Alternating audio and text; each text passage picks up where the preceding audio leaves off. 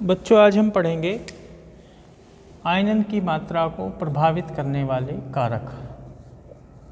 आयनन की मात्रा को प्रभावित करने वाले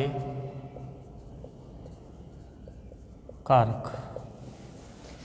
आयनन की मात्रा किसी विद्युत अपघट्य विलयन में विद्युत अपघट्य पदार्थ के आयनित अणुओं की संख्या तथा कुल अणुओं की संख्या के अनुपात को कहते हैं। यानी जितने अणु आयनित होंगे उसको यदि हम कुल अणुओं से भाग दे दें तो आयनन की मात्रा उस विद्युत अपघट्य विलयन की निकल आती है।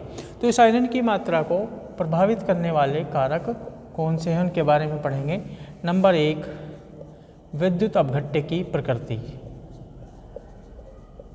विद्युत अपघट्य की प्रकृति। हमने दो प्रकार के विद्युत अपघट्य पदार्थ पढ़े, प्रबल विद्युत अपघट्य पदार्थ और दुर्बल विद्युत अपघट्य पदार्थ। जो प्रबल विद्युत अपघट्य पदार्थ हैं उनका लगभग पूर्ण आयनन हो जाता है, और जो दुर्बल विद्युत अपघट्य पदार्थ हैं जितना अधिक दुर्बल होगा उतनी ही उसके आयनन की मात्रा कम होगी। यानी उसके दुर्बलता के आधार पर उसके आयनन की मात्रा निर्धारित होगी। यानी दुर्बल विद्युत अपघट्य पदार्थ का जो आयनन स्थिरांक है जितना अधिक होगा उतने उसके आयनन की मात्रा होगी अधिक, और यदि आयनन स्थिरांक का मान उसके लिए कम है तो आयनन की मात्रा उसकी कम होगी। नंबर 2, विलायक की प्रकृति।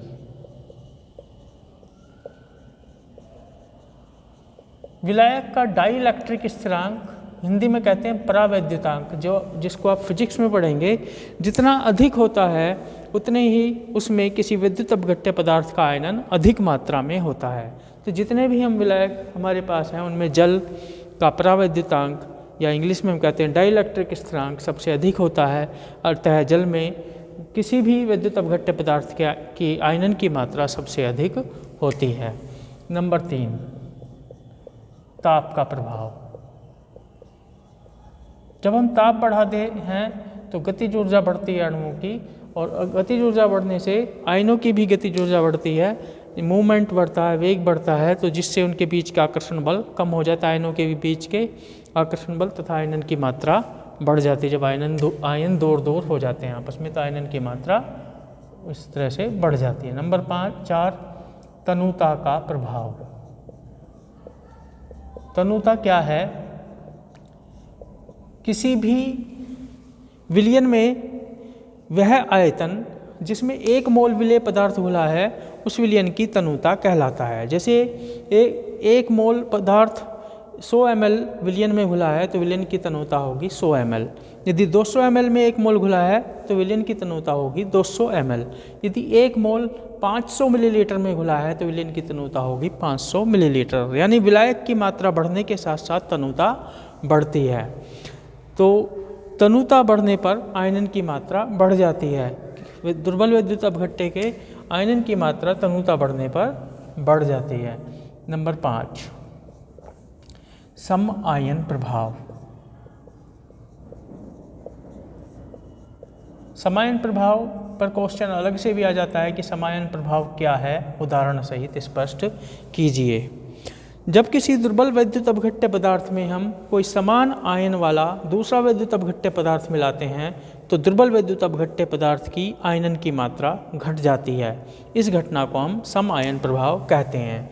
इसका उदाहरण इस तरह से हम दे सकते हैं। ये है एसिटिक अम्ल CH3COOH। ये एक दुर्बल विद्युत अपघट्य पदार्थ है। इसका आयनन इस तरह से होता है। तो साम्यावस्था पाई जाती है, आयन वापस इसमें बदलते हैं अणु में, यानी पूर्ण आयनन नहीं होता है। दुर्बल विद्युत अपघट्य पदार्थ है, इसमें एक ऐसा विद्युत अपघट्य हम पदार्थ मिला दें जिसमें इसके समान आयन हो। ये सोडियम एसीटेट, ये प्रबल विद्युत अपघट्य पदार्थ है, इससे हमें आयन मिलेंगे CH3COO- प्लस Na प्लस।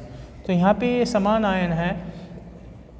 तो एक तरह से हम कह सकते हैं कि एसीटेट आयनों की वृद्धि हो रही है जो साम्यावस्था के साम्य स्थिरांक को निर्धारित करते हैं यहाँ पे।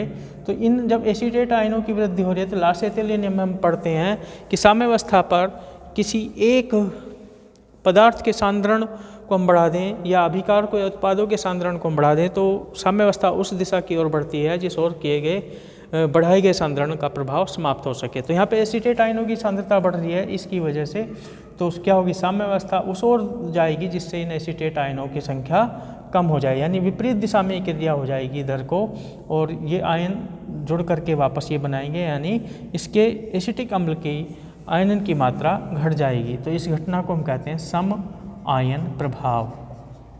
तो इसमें दुर्बल वैद्युत अपघट्य पदार्थ की आयनन की मात्रा घट जाती है समान आयन की उपस्थिति के कारण। प्रबल वैद्युत अपघट्य पर कोई प्रभाव नहीं पड़ता क्योंकि इनका आयनन लगभग पूर्ण होता है।